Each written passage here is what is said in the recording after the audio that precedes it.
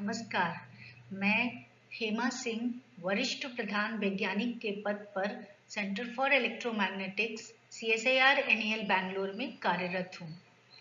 मैं आज आपके सामने विद्युत चुंबकीय तरंग एवं संचरण के मूल सिद्धांत एवं अनुप्रयोग के बारे में बात करूंगी। इलेक्ट्रोमैग्नेटिक वेव एंड प्रोपगेशन एक रोचक और गहरा विषय है जिसमें फिजिक्स यानी भौतिक शास्त्र और गणित मैथमेटिक्स के सिद्धांतों का विलय है। यह टॉपिक एक महत्वपूर्ण विषय है। मैं आज आप सबको इस विषय के बारे में सरल भाषा में विवरण देने का प्रयास करूंगी। Why to study electromagnetics? विद्युत चुंबकी का अध्ययन क्यों जरूरी है? ये इलेक्ट्रोमैग्नेटिक वेव्स हमारे चारों ओर मौजूद हैं। चाहे हमारे मोबाइल फोन हो या रेडियो हो या डिश एंटीना हो या रिमोट से चलने वाला कोई उपकरण हो, माइक्रोवेव अवन हो या इलेक्ट्रिक व्हीकल हो, सभी उपकरणों में इलेक्ट्रोमैग्नेटिक वेव का प्रयोग होता है। आपको ये जानकर आश्चर्य होगा कि विद्युत चुंबकी में सर्किट थ्योरी का विकास हुआ है।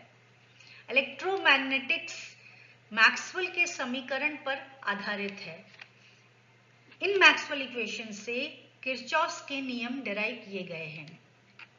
आज कोई भी संकेत या सूचना EM तरंग के रूप में संचरित होते हैं, चाहे सिग्नल का संचरण हो या मोबाइल कम्युनिकेशन या सैटेलाइट कम्युनिकेशन या पर्सनल कम्युनिकेशन, सब कुछ EM वेव पर आधारित है। यह एक आसान और दिलचस्प अवधारणा है जिसकी गणितीय व्याख्या उपलब्ध है। हमने भौतिक शास्त्र में इलेक्ट्रोस्टैटिक्स यानी कि स्थिर विद्युत की और मैग्नेटोस्टैटिक्स यानी स्थिर चुंबकीय के बारे में पढ़ा है। इसमें समय के साथ आवेश या धारा नहीं बदलते हैं, चार्ज और करंट स्टेडी रहते हैं। पर जब आवेश या धारा में समय परिवर्तनीय गति से बदलाव आता है, तब EM तरंग की उत्पत्ति होती है। यह तरंग ऊर्जा और सूचना को संचारित करती है। इलेक्ट्रोमैग्नेटिक्स की व्याख्या मुख्यतः कोऑर्डिनेट सिस्टम्स और वेक्टर कैलकुलस पर आधारित है। कोऑर्डिनेट सिस्टम्स यानी समन्वय प्रणाली तीन प्रकार के होते हैं: आयताकार यानी कि कार्टेशियन कोऑर्डिनेट सिस्टम, बेलनाकार यानी सिलिंड्रिकल कोऑर्डिनेट सिस्टम और गोलाकार coordinate system that is spherical polar coordinate system. In coordinate system को एक दूसरे में बदला जा सकता है। जहां तक वेक्टर कैलकुलस का सवाल है, इसमें मुख्यतः तीन विशेष ऑपरेशन होते हैं, जैसा कि आप देख सकते हैं। पहला, ग्रेडियंट ऑफ स्केलर यानी कि डेल फाई, जो कि अदिश यानी स्केलर का ढाल होता है। सरल भाषा में डेल फाई का तीन दिशाओं में बदलाव दर्शाता है, यानी आदिश कैसे तीन दिशाओं x, y और z डायरेक्शन में बदल रहा है। उसी प्रकार दूसरा ऑपरेशन डाइवर्जेंस ऑफ वेक्टर है, यानी कि del dot A. Del dot A vector A का विचलन दर्शाता है। इसको अंग्रेजी में कहेंगे net flux of A per unit volume. उसी प्रकार तीसरा ऑपरेशन है कर्ल ऑफ अ वेक्टर, यानी del cross A. Del cross A दिष्ट ए यानी वेक्टर ए के आवर्तन यानी रोटेशन से संबंधित है। जैसा कि मैंने आपको बताया कि विद्युत चुंबकीय मैक्सवेल इक्वेशन पर आधारित है और ये मैक्सवेल इक्वेशन इन्हीं तीन ऑपरेशंस के ऊपर बेस्ड है। अब आप देखेंगे कि मैक्सवेल इक्वेशंस चार प्रकार की होती हैं और इनको डेराइव करने वाले जेम्स क्लार्क मैक्सवेल हैं, जिनकी पिक्चर यहाँ दिखाई गई है। पहली और दूसरी समीकरण गॉस के नियम पर आधारित है। पहली वाली del dot D equal to rho, ये गॉस लॉ इन इलेक्ट्रोस्टैटिक्स है, जिसके अनुसार किसी बंद पृष्ठ से निर्गत कुल विद्युत फ्लक्स का मान उस बंद पृष्ठ के आयतन आवेश घनत्व के बराबर होता है। Del dot D equal to rho, ये रो जो है ये चार्ज डेंसिटी है। दूसरा समीकरण del dot B equal to 0 है, जो कि गॉस लॉ फॉर मैग्नेटोस्टैटिक्स है। इसके अनुसार किसी बंद पृष्ठ द्वारा परिबद्ध चुंबकीय फ्लक्स का मान 0 होता है। यह नियम का सार है कि चुंबकीय एकल ध्रुव का अस्तित्व नहीं होता, क्योंकि डेल डॉट बी 0 के बराबर है, इसलिए यहाँ कोई मैग्नेटिक चार्ज डेंसिटी नहीं है। तो इसीलिए कहा जाता है there are no free magnetic poles.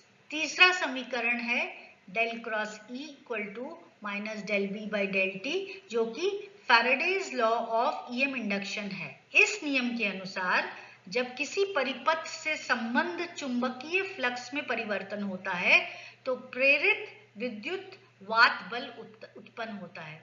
यानी कि जब इलेक्ट्रिक फ्लक्स में चेंज आएगा, बदलाव आएगा, तो मैग्नेटिक फील्ड जनरेट होगी। उसी तरीके से जब मैग्नेटिक फील्ड में बदलाव आएगा तो इलेक्ट्रिक फील्ड जनरेट होगी। प्रेरित विद्युत वात बल का मान फ्लक्स परिवर्तन की दर का समानुपाती होता है।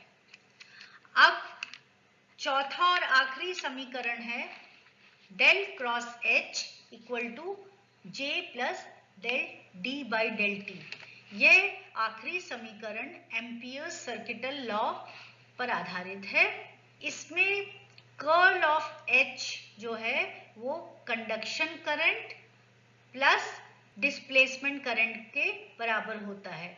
ये चारों नियम जो का एकीकरण मैक्सवेल ने किया था और यही इनका प्राथमिक योगदान है। इन्होंने पहले से जो नियम थे उन Gauss law, Faraday's law, ampere circuital law, इनका एकीकरण किया और साथ में ये डी डिस्प्लेसमेंट वेक्टर का इजाद किया। ये विस्थापन वेक्टर यानी डिस्प्लेसमेंट वेक्टर डी एप्सिलॉन ई के बराबर होता है। ये वेक्टर आप पहले और चौथे समीकरण में देख सकते हैं। यहाँ पे del dot D equal to rho है और चौथे समीकरण में इसका del D by del T जो कि डिस्प्लेसमेंट करंट है इसमें दिखता है। Del D by del T displacement current कहलाता है और ये विस्थापित आवेशों के कारण धारा को कहते हैं। अब प्रश्न सवाल उठता है कि ये कहाँ हम देख पाएंगे, ये डिस्प्लेसमेंट करंट कहाँ होता है?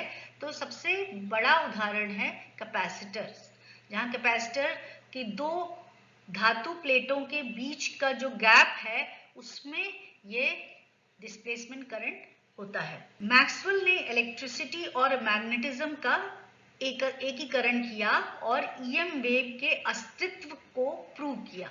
उन्होंने उसको साबित किया कि ईएम वेव की गति प्रकाश की वैक्यूम की गति के बराबर होती है, जो कि कितनी होती है 3 × 10⁸ मीटर पर सेकेंड।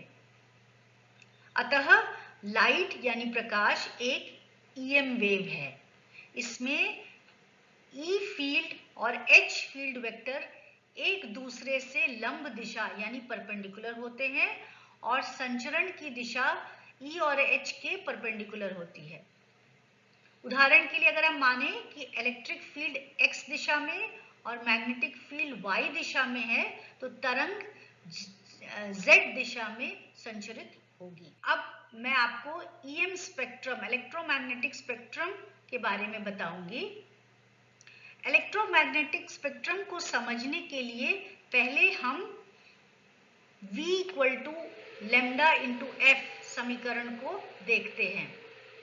इसमें v जो है वो गति है, प्रकाश की गति है, और f है फ्रीक्वेंसी यानी आवृत्ति, लैम्डा वेवलेंथ है यानी तरंग दैर्घ्य। और हम जैसा देख सकते हैं इस समीकरण से कि जो लैम्डा है वो f के इनवर्सली प्रोपोर्शनल है, यानी जितनी बड़ी फ्रीक्वेंसी उतनी छोटी वेवलेंथ।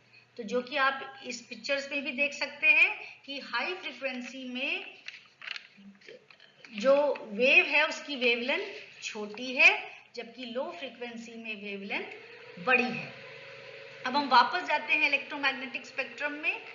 यहाँ हम देख पाएंगे कि रेडियो फ्रीक्वेंसी यानी RF सबसे छोटी फ्रीक्वेंसी है, जो कि 1 to 3 गीगाहर्ट्ज को कहते हैं। 1 से 3 गीगाहर्ट्ज, 1 से 3 गीगाहर्ट्ज की जो फ्रीक्वेंसी है उनको रेडियो वेव कहा जाता है। उनकी तरंग दैर्ध्य यानी वेवलेंथ मीटर के डायमेंशन की होती है। RF फ्रीक्वेंसी के बाद आती है माइक्रोवेव फ्रीक्वेंसी रेंज, जो कि 3 से 30 गीगाहर्ट्ज होती है। इसमें लैम्डा जो है वो सेंटीमीटर रेंज का होता है। फिर आता है इंफ्रारेड फ्रीक्वेंसी, उसमें वेवलेंथ मिलीमीटर से माइक्रोमीटर रेंज का होता है।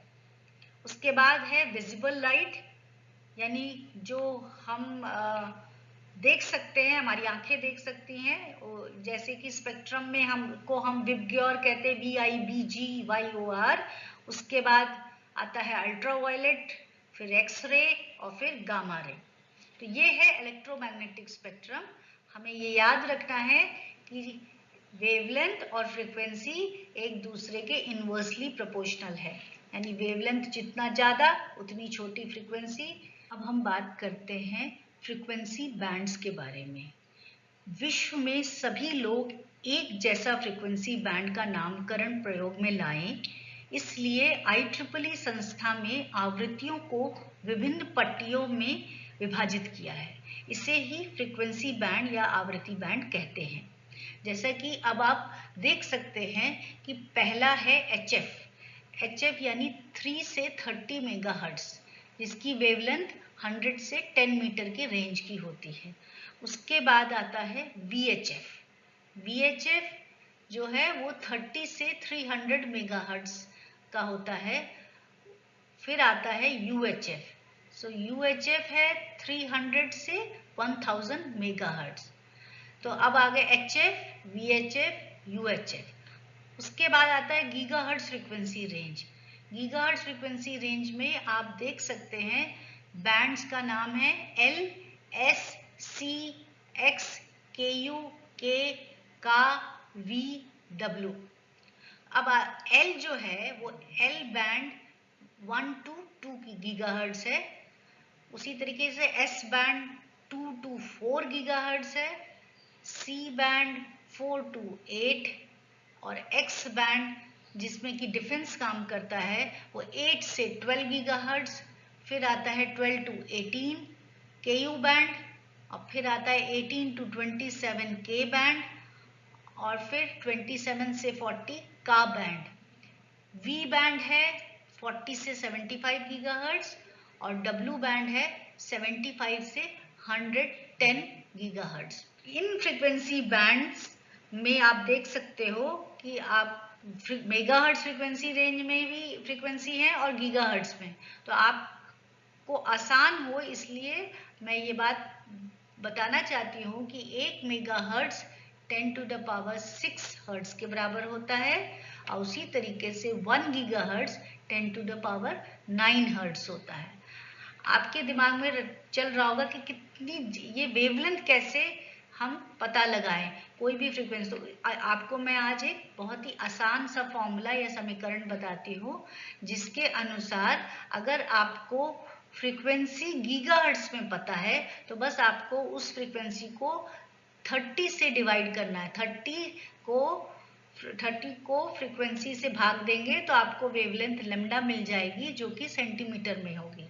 उदाहरण के तौर पे अगर आपकी फ्रीक्वेंसी 10 गीगाहर्ट्ज है, अब आप उसमें की लैम्डा निकालना चाहते हैं तो 30 डिवाइडेड बाय 10 यानी कि 3, तो 3 सेंटीमीटर लैम्डा जो है उस मिल जाएगी आपको। तो ये एक आसान तरीका है जिससे आप चटपट वेवलेंथ कैलकुलेट कर सकते हैं। अब हम आते हैं माइक्रोवेव स्रोत की तरफ। माइक्रोवेव सोर्स यानी कि माइक्रोवेव को कैसे जनरेट किया जाए। प्रयोगशाला या रोजमर्रा के जीवन में हमें बहुत हाई पावर माइक्रोवेव सोर्स की आवश्यकता नहीं होती है। तो अगर हमें 100 किलोवाट तक की पावर जनरेट करनी है तो हम सेमीकंडक्टर बेस्ड सोर्सेस का प्रयोग करते हैं, और इसका उदाहरण है Gunn diode, impact diode and BARITT diode. तो इस तरीके के माइक्रोवेव सोर्स का इस्तेमाल लेबोरेटरी यानी प्रयोगशाला या रोजमर्रा के जीवन में होता है। उसी समय अगर आपको 100 मेगावाट तक की माइक्रोवेव जनरेट करनी है तब कन्वेंशनल सोर्स जैसे कि क्लिस्ट्रॉन का प्रयोग किया जाता है। वहीं पे हाई पावर सोर्स जब अप टू 100 गीगावाट्स अगर पावर जनरेट करनी है तो मैग्नेट्रॉन, गायरेट्रॉन और ट्रैवलिंग वेव ट्यूब का इस्तेमाल होता है। माइक्रोवेव ओवन और रडार तकनीकी में हाई पावर सोर्स का इस्तेमाल होता है। Electromagnetic wave propagation. अब हम देखेंगे कि विद्युत चुंबकीय तरंग संचरण कैसे होता है। ईएम तरंग का संचरण Snell's law of reflection and refraction यानी परावर्तन और अपवर्तन के अनुसार होता है। हमें अच्छे से पता है कि पहला नियम है angle of incidence equal to angle of reflection, और दूसरा नियम है जिसके अनुसार आपतन कोण और परावर्तित कोण की ज्या का अनुपात एक नियतांक होता है, यानी कि के आई साइन थीटा आई किसके बराबर होता है, के टी साइन थीटा टी। और अगर हम sine theta I by sine theta T करें तो वह उस माध्यम के रिफ्रैक्टिव इंडेक्स के बराबर होता है। ईएम तरंग का संचरण कई बातों पर निर्भर होता है। पहला है माध्यम की मटेरियल प्रॉपर्टीज, यानी उसका कितना एप्सिलॉन है, यानी कि एप्सिलॉन यानी परमिटिविटी, कितना म्यू है परमिएबिलिटी, और कितना सिग्मा है यानी कंडक्टिविटी। सो ये मटेरियल प्रॉपर्टीज जो है वो बहुत महत्वपूर्ण भूमिका निभाती हैं। दूसरा पैरामीटर है इंसिडेंट ईएम वेव का पोलराइजेशन, यानी जो आपतित ईएम वेव है उसका क्या ध्रुवीकरण है, वो टीई वेव है यानी ट्रांसवर्स इलेक्ट्रिक वेव है या टीएम वेव है यानी ट्रांसवर्स मैग्नेटिक वेव है। तीसरा इंपॉर्टेंट पैरामीटर है एंगल ऑफ इंसिडेंस, यानी आपतन कोण कितना है, तरंग अभिलंब के दिशा में गिर रही है या तिरछी पड़ रही है। तिरछी पड़ती किरण के पोलराइजेशन का बहुत मुख्य भूमिका होती है। इसी संदर्भ में एक इम्पॉर्टेंट टर्म है, महत्वपूर्ण टर्म है क्रिटिकल एंगल, जिसको क्रांतिक कोण कहते हैं।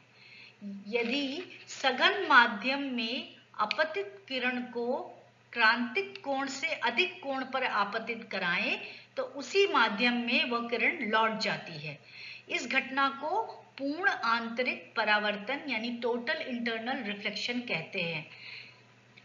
इस क्रांतिक कोण का उपयोग रेडियो वेव कम्युनिकेशन में किया जाता है।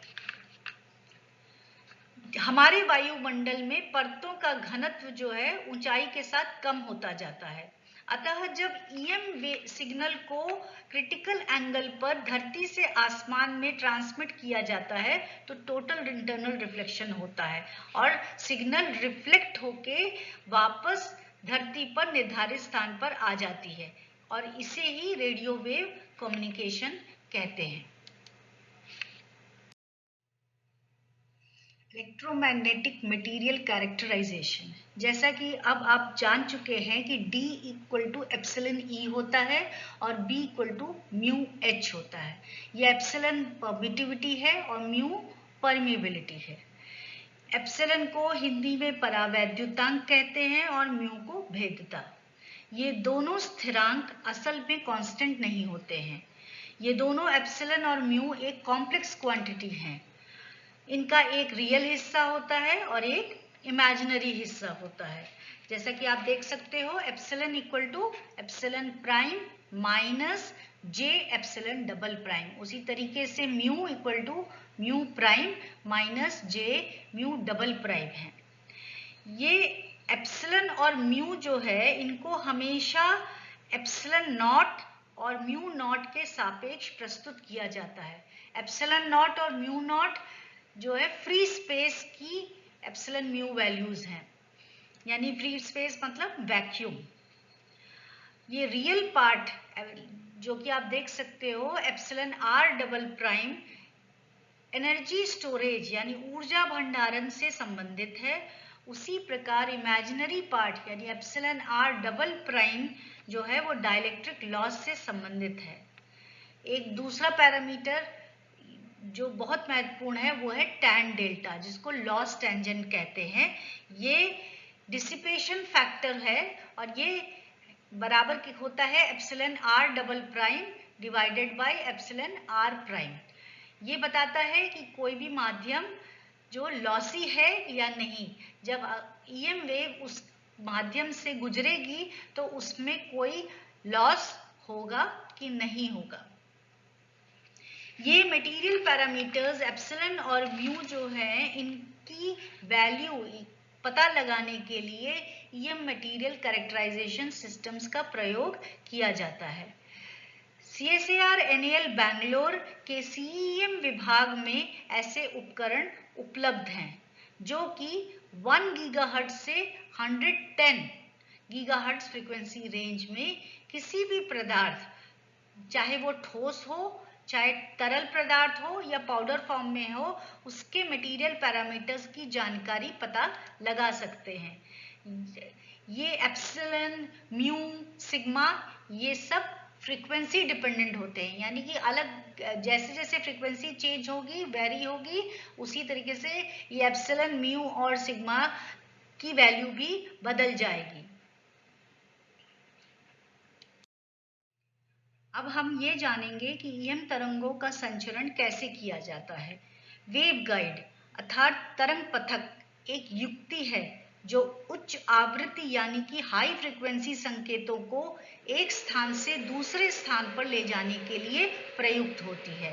वेव गाइड विभिन्न प्रकार की हो सकती है, जैसे रेक्टेंगुलर वेव गाइड या सर्कुलर वेव गाइड। रेक्टेंगुलर मतलब आयताकार वेव गाइड और सर्कुलर वेव गाइड यानी गोलाकार वेव गाइड। वेव गाइड में ईएम वेव को बाउंडेड मीडियम में प्रोपगेट किया जाता है। उसमें रेडिएशन यानी विकिरण के कारण किसी भी प्रकार के ऊर्जा का नुकसान नहीं होता है। वेव गाइड में टी या टीएम वेव ही प्रोपगेट कर सकती है। टी वेव में विद्युत क्षेत्र प्रसार की दिशा के ट्रांसवर्स होता है। इसका मतलब अगर z डायरेक्शन जो है वो डायरेक्शन ऑफ प्रोपगेशन है, यानी ईएम वेव z डायरेक्शन में मूव कर रही है, प्रोपगेट कर रही है, तो उसके अलोंग z डायरेक्शन में E का कोई कंपोनेंट नहीं होगा, EZ 0 होगा। उसी प्रकार टीएम वेव में केवल चुंबकीय क्षेत्र ट्रांसवर्स प्लेन में होता है, यानी कि HZ यानी Z दिशा में H नहीं होगा। रेक्टेंगुलर वेव गाइड का डोमिनेंट मोड TE10 मोड होता है। ये 10 TE10 को समझने के लिए हम ये देखते हैं कि अगर TEMN अगर हम बोले या TMMN बोले तो ये M और N जो है वो E और H फील्ड का λ/2 दूरी पर परिवर्तन दर्शाता है। कहने का मतलब M जो है वो X दिशा में, E कैसे वेरी करेगा वो दर्शाता है, और उसी तरीके से N जो है वो Y दिशा में E कैसे बदलेगी वो दर्शाता है। तो उसी तरीके से TE10 मोड अगर हम लेंगे तो ये बताता है कि X दिशा में हर λ/2 दूरी पर इलेक्ट्रिक फील्ड की दिशा चेंज हो जाएगी, बदल जाएगी, बल्कि y डायरेक्शन में, y दिशा में E में कोई भी परिवर्तन, इलेक्ट्रिक फील्ड में कोई परिवर्तन नहीं होगा। प्रत्येक मोड की एक विशेष कट ऑफ आवृत्ति होती है। ये कट ऑफ फ्रीक्वेंसी वेवगाइड के भौतिक आयामों पर निर्भर होती है। तो डोमिनेंट मोड वो मोड होता है जिसकी लोएस्ट कट ऑफ फ्रीक्वेंसी होती है। कट ऑफ फ्रीक्वेंसी के नीचे वेवगाइड सिग्नल को प्रेषित नहीं किया जा सकता। उसी प्रकार सर्कुलर वेवगाइड में डोमिनेंट मोड TE11 होता है। इसमें ई फील्ड हर λ/2 दूरी पर दोनों रेडियल और एंगुलर दिशा में परिवर्तित होती है। वेवगाइड के अलावा EM वेव को ट्रांसमिशन लाइन द्वारा भी प्रसारित किया जाता है। इसमें 2 कंडक्टर होते हैं। आप इस तस्वीर में देख सकते हैं कि आउटर कंडक्टर को इनर कंडक्टर से डाइलेक्ट्रिक मटेरियल द्वारा अलग किया गया है। आप सब ने कोएक्सियल केबल अपनी प्रयोगशाला में देखा होगा। वो ट्रांसमिशन लाइन के ही प्रकार है। जैसा कि यहाँ दिखाया गया है कि मेटालिक स्ट्रिप अगर डाइलेक्ट्रिक सबस्ट्रेट के ऊपर लगाई जाए या ट्विन लाइन हो, यानी कि दो लाइन कंडक्टर लाइन हो या ट्विस्टेड पेयर हो, ये सब ट्रांसमिशन लाइन की तरह काम करेंगे। ट्रांसमिशन लाइन में TEM मोड प्रोपगेट होता है। आप लोग ध्यान दें कि ट्रांसमिशन लाइन से कम ऊर्जा वाली EM वेव संचारित की जाती है। इसमें पावर लॉस ज्यादा होता है। यह ऊर्जा हानि उच्च आवृत्ति में बढ़ता जाता है, यानी जितना जितना हाई फ्रीक्वेंसी उतना पावर लॉस ज्यादा हो जाता है। इसी कारण ट्रांसमिशन लाइन को सिर्फ 18 गीगाहर्ट्ज तक ही प्रयोग में लाया जाता है। अब हम आते हैं एंटीना की तरफ। अब मैं एंटीना के कुछ मूल सिद्धांत के बारे में बताऊंगी। एंटीना मूल रूप से एक ट्रांसड्यूसर होता है। यह रेडियो फ्रीक्वेंसी इलेक्ट्रिकल करंट को EM वेव में परिवर्तित कर देता है। एंटीना के परफॉर्मेंस को दर्शाने हेतु कुछ विशेष पैरामीटर्स निर्धारित हैं, जैसे antenna gain, beam width, directivity और रेडिएशन पैटर्न। अगर एंटीना आइसोट्रोपिक हो, अर्थात सभी दिशाओं में समान रूप से संचरित करता हो, तो उसका गेन का मान 1 होता है।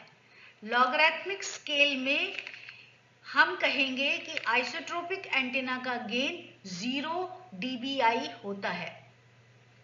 इसके अलावा एंटीना डायरेक्शनल भी होते हैं। उनका गेन 3 dBi से 40 dBi भी हो सकता है। जितना बड़ा गेन उतनी हाई डायरेक्टिविटी होती है। डायरेक्शनल एंटीना के उदाहरण हैं dipole antenna, horn antenna, Vivaldi antenna, patch antenna और स्लॉट एंटीना। और भी कई प्रकार के डायरेक्शनल एंटीना उपलब्ध हैं। एंटीना ऊर्जा को विभिन्न दिशाओं में कितना संचारित करेगा, इसकी जानकारी हमको उसके रेडिएशन पैटर्न से मिलती है। उदाहरणतः एक डाइपोल एंटीना अगर है, उसका कैसा रेडिएशन पैटर्न होगा। तो आप इस पिक्चर में देख सकते हैं कि गोलाकार समन्वय प्रणाली यानी स्फेरिकल पोलर कोऑर्डिनेट सिस्टम में डाइपोल का रेडिएशन पैटर्न एक डोनट यानी एक वड़े जैसा दिखता है।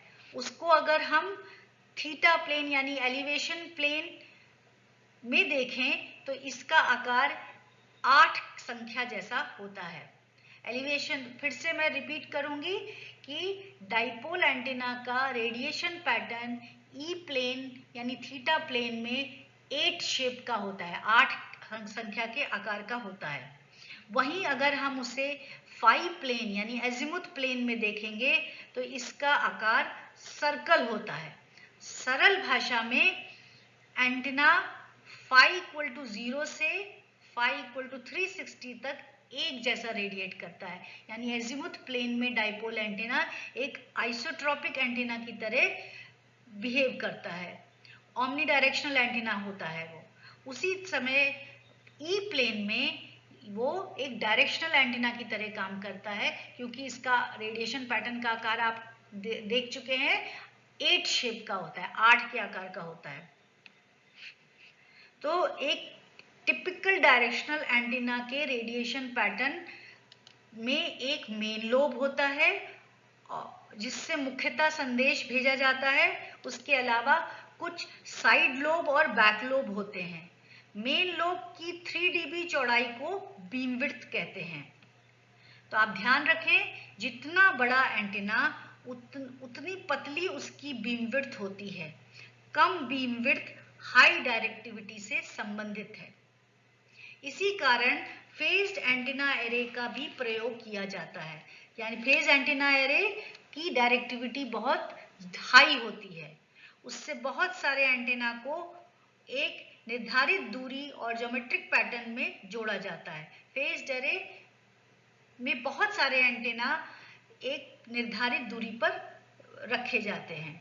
एंटीना एलिमेंट के बीच फेज डिफरेंस का प्रयोग एंटीना बीम को स्कैन करने में लाया जाता है। इसको इलेक्ट्रॉनिक बीम स्कैनिंग कहते हैं। अगर हम हर एंटीना के बीच में फेज डिफरेंस को कंट्रोल करें तो हमें बीम जो है वो अलग अलग दिशा में प्राप्त होगी। अब हम आते हैं ईएम तरंग के अनुप्रयोग यानी एप्लीकेशंस ऑफ ईएम वेव पर। जैसा कुछ बातें मैंने पहले भी बता दी है, ईएम वेव का प्रयोग खाना गर्म करने या चीजों को गर्म करने के लिए होता है। इसके अलावा उसका प्रयोग दूर संचार यानी टेलीकम्युनिकेशन में होता है, रडार सिस्टम में होता है, उपग्रह संचारण यानी सैटेलाइट ट्रांसमिशन में होता है। ईएम वेव एस्ट्रोनॉमी में भी प्रयोग में लाई जाती हैं। लेटेस्ट अगर हम देखें तो ईएम वेव का प्रयोग चिकित्सा निदान और उपचार में होता है, मौसम के पूर्वानुमान या विश्लेषण में किया जाता है और इसके अलावा ईएम वेव स्टेल्थ एप्लीकेशन में भी प्रयोग में लाई जाती हैं। इससे पता चलता है कि हम इलेक्ट्रोमैग्नेटिक्स को भूल नहीं सकते। ये हमारे जीवन के हर हिस्से में प्रयोग में लाई जाती हैं। धातु पारद्युतिक सतह में ईएम तरंग।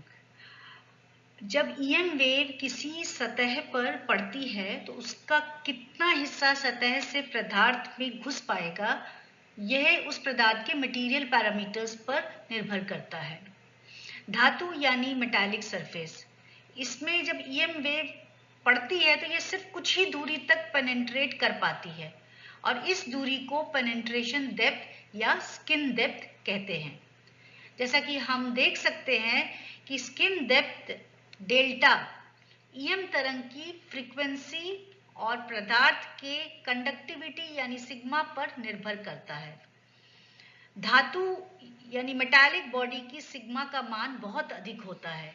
इस कारण हाई फ्रीक्वेंसी ईएम तरंग धातु की सतह तक ही सीमित रह पाती है, पदार्थ के अंदर प्रवेश नहीं कर पाती है। वहीं डाइलेक्ट्रिक सतह पर ईएम वेव घुस पाती है। किसी भी डाइलेक्ट्रिक पदार्थ में कितनी ईएम तरंग समाएगी यह उस पदार्थ के एप्सिलॉन और म्यू पर निर्धारित होता है।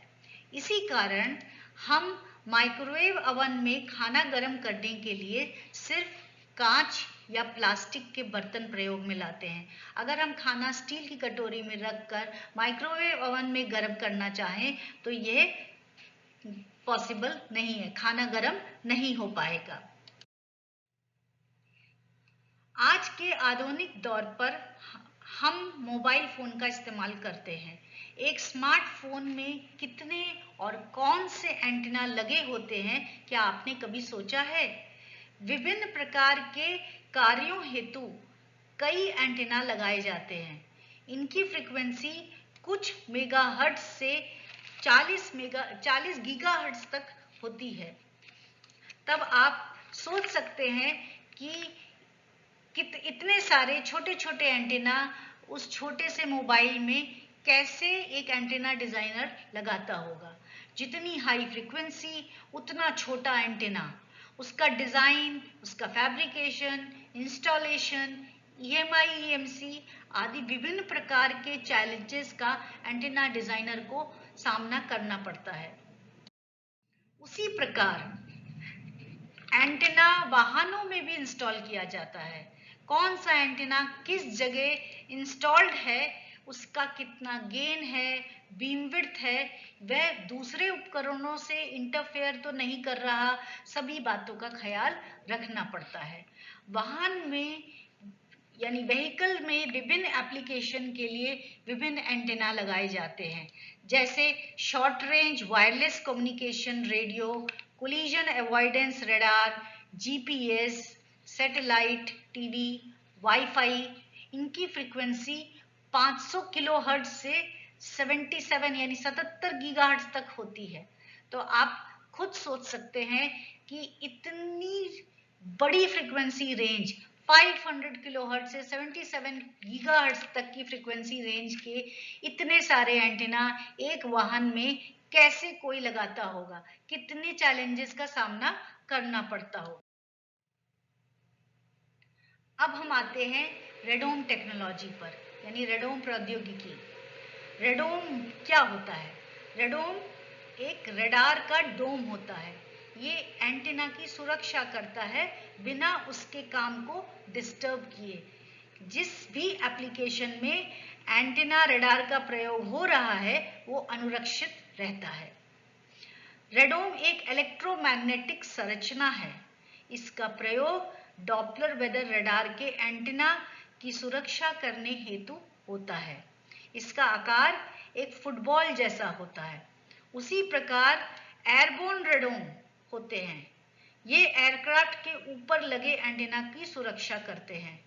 इनका इस्तेमाल फाइटर एयरक्राफ्ट के नोज कोन एंटीना की सुरक्षा में होता है, जैसे कि Jaguar aircraft, Rafale, Sukhoi, LCA. ये मिसाइल शिप्स के ऊपर भी लगे हुए एंटीना को सुरक्षा प्रदान करते हैं। स्टेल्थ रेडोम यानी एफएसएस रेडोम भी एक प्रकार का अति आधुनिक तकनीक का उदाहरण है। फ्रीक्वेंसी सेलेक्टिव सरफेस यानी कि एफएसएस टेक्नोलॉजी, यह आवृत्ति चयनात्मक सतह एक अति आधुनिक प्रौद्योगिकी में आता है। जब धातु और डाइलेक्ट्रिक का प्रयोग पीरियोडिक स्ट्रक्चर्स बनाने में होता है, चाहे वो छल्ला या पैच या क्रॉस या कोई भी आकार का हो, तो उसका ईएम वेव की ओर व्यवहार एक रोचक मोड़ ले लेता है। जैसा कि यहाँ प्रस्तुत किया गया है कि पैच बेस्ड पीरियोडिक स्ट्रक्चर एक लो पास फिल्टर की तरह काम करता है, यानी कि लो फ्रीक्वेंसी रेंज उसके थ्रू ट्रांसमिट हो जाती है और वहीं हाई फ्रीक्वेंसी ब्लॉक हो जाती है। दूसरी ओर अगर ये periodic structure wire based grid जैसी संरचना की बनाता है, तो ये हाई पास फिल्टर की तरह काम करता है, जिसमें कि हाई फ्रीक्वेंसी यानी उच्च आवृत्ति ही पास हो पाती हैं।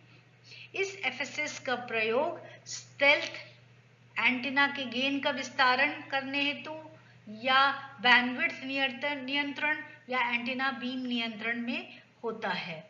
इस एफएसएस बेस्ड कोटिंग का उपयोग खिड़कियों में भी होता है, जिससे कि इंफ्रारेड को ब्लॉक किया जाता है और बाकी विजिबल लाइट और दूसरी फ्रीक्वेंसी रेंज उसके थ्रू पास हो सकती हैं। जैव चिकित्सा अनुप्रयोग के लिए माइक्रोवेव का इस्तेमाल कई बीमारियों के निदान, इलाज एवं मॉनिटरिंग में होता है। ये बीमारियां हैं cancer, brain stroke, bone fracture या वक्ष में जल संचयन।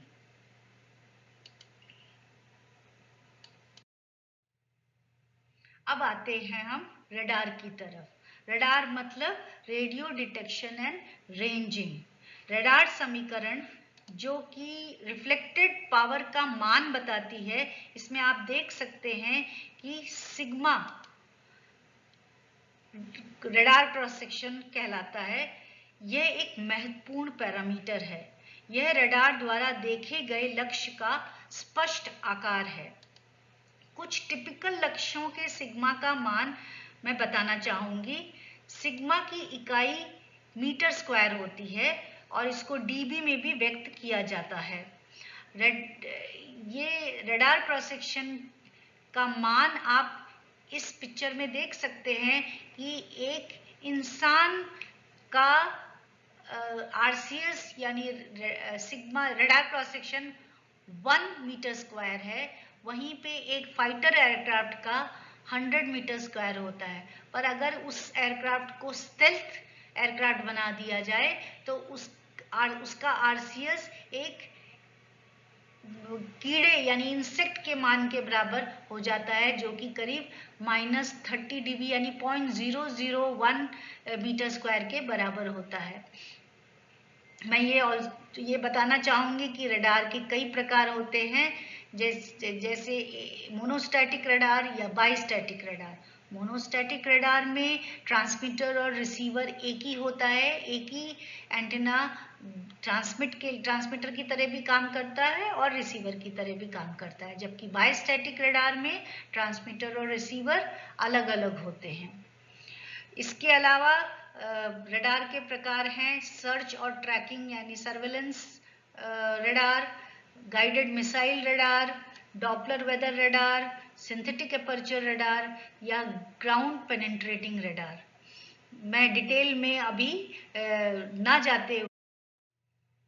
स्टेल्थ टेक्नोलॉजी एक लेटेस्ट टेक्नोलॉजी है, एकदम अति आधुनिक टेक्नोलॉजी है, जिसके द्वारा हम अपने एयरक्राफ्ट, अपने मिसाइल, शिप्स, ड्रोन्स और टैंक्स, इन सब को दुश्मन के रडार से बचाते हैं। दुश्मन के रडार हमारे ये सारे उपकरणों को डिटेक्ट नहीं कर पाते, पकड़ नहीं पाते।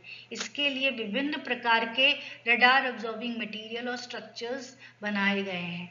ये या तो पेंट या कोटिंग के फॉर्म में होते हैं, जो कि एयरक्राफ्ट पे लगा के या शिप पे लगा के उनको ऐसा बना दिया जाता है कि अगर दुश्मन के रडार से जो भी सिग्नल आए वो या तो उस सतह से एब्जॉर्ब हो जाए, पूरा उसमें समा जाए, और या फिर विभिन्न दिशाओं में स्कैटर हो जाए। जब स्कैटर हो जाएगा तो दुश्मन के जहाज को वापस आने वाला सिग्नल बहुत ही कम ऊर्जा का मिलेगा, जिससे वो हमारे टारगेट को डिटेक्ट नहीं कर पाएगा। सबसे बड़ा उदाहरण इसका एनीकोइक चेंबर है। इस एनीकोइक चेंबर की दीवारों को रडार ऑब्जर्विंग मटेरियल से पूरा ढक दिया जाता है, और ये और कुछ नहीं, फोम होता है। उस फोम में रडार ऑब्जर्विंग मटेरियल को हम एब्जॉर्ब करा देते हैं, और ये इतना इफेक्टिव, इतना कारगर होता है कि अगर आप समझ लीजिए कि -60 dB डाउन यानी कोई चैम्बर कोई है, तो अगर 10⁶ किरण किसी टारगेट से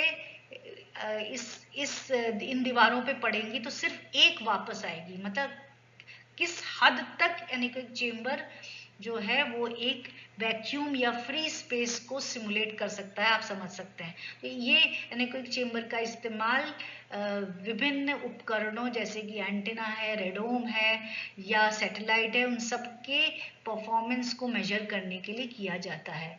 DRDO ने हाल ही में एक एडवांस शैफ्ट टेक्नोलॉजी डेवलप किया है, बनाया है, जिसका मेन सिद्धांत है कि छोटे छोटे शैफ्ट जो हैं हमारे एयरक्राफ्ट से भेजे जाते हैं, और वो इतना बड़ा RCS प्रोड्यूस करते हैं, बनाते हैं दुश्मन के जहाज के लिए, कि दुश्मन का रडार जो है वो कंफ्यूज हो जाता है। वो ये पता ही नहीं लगा पाता कि ये जो चीज आ रही है वो एयरक्राफ्ट है कि एक पहाड़ है कि और किस दिशा से सिग्नल आ रहा है। तो दुश्मन के रडार को कंफ्यूज करने के लिए शैफ्ट टेक्नोलॉजी का इजाद किया गया। और इसके अलावा जैसे धरती पे इस्तेमाल करने वाले टैंक हैं या दूसरे उपकरण हैं, उनको ढकने के लिए कैमोफ्लेज नेट्स का बनाई जाती हैं, जो ना सिर्फ दुश्मन के जो सिपाही है या रडार है वो उपकरणों को डिटेक्ट नहीं कर पाते, बल्कि उस साथ में इनमें एब्जॉर्बिंग मटेरियल भी होता है कि अगर इन केस कोई सिग्नल इन पर पड़े भी तो ये एब्जॉर्ब हो जाए, दुश्मन का के जो रडार हैं इसको डिटेक्ट ना कर पाए। अभी ये आप देख सकते हैं कि स्टेल्थ एयरक्राफ्ट B-2 बॉम्बर है या F-117 है या और भी कई स्टेल्थ एयरक्राफ्ट जो दुनिया के विकसित देश हैं उन्होंने बना रखे हैं। उनका एक तरीका है कि वो रडार अब्जॉर्बिंग मटेरियल से कोट कर सकते हैं, करते हैं एयरक्राफ्ट को। दूसरा, आप ध्यान देंगे कि ऐसे एयरक्राफ्ट में कोई भी शार्प एज नहीं है, बहुत ही स्मूथ, एकदम पक्षी की तरह उसकी बॉडी बनाई जाती है एयरक्राफ्ट की, कि कोई भी एज नहीं, कॉर्नर नहीं, तो स्कैटरिंग ज़्यादा नहीं होती है। इसके कारण RCS यानी कि डिटेक्टिबिलिटी ज़्यादा नहीं होता है। आप ये भी ध्यान देंगे कि इन एयरक्राफ्ट में एंटेना जो है बाहर की तरफ नहीं निकले हुए हैं, तो इसीलिए कन्फॉर्मल एंटेना, लो ऑब्जर्वेबल एंटेना का इस्तेमाल किया जाता है। उसी तरीके से स्टेल्थ ड्रोन और स्टेल्थ शिप भी बनाए जाते हैं, जिनको भी दुश्मन का जहाज दुश्मन का रडार डिटेक्ट नहीं कर पाता है। तो अब हम पहुंच गए हैं निष्कर्ष में। जिसके अनुसार इलेक्ट्रोमैग्नेटिक्स एक गणितीय एवं भौतिक व्याख्याओं के साथ एक अंतर अनुशासनात्मक विषय है। इसके व्यापक अनुप्रयोग हैं, जैसे कि तार रहित संपर्क, उपग्रह संचार, EMI/EMC, जैव चिकित्सा अनुप्रयोग, रक्षा प्रयोग जैसे कि पहचान, खोज, ट्रैकिंग और स्टेल्थ एप्लीकेशन के अंतर्गत, और साथ में मौसम संबंधी अनुप्रयोग भी शामिल हैं। आइए अब हम इलेक्ट्रोमैग्नेटिक्स में अपने ज्ञान की जांच करें।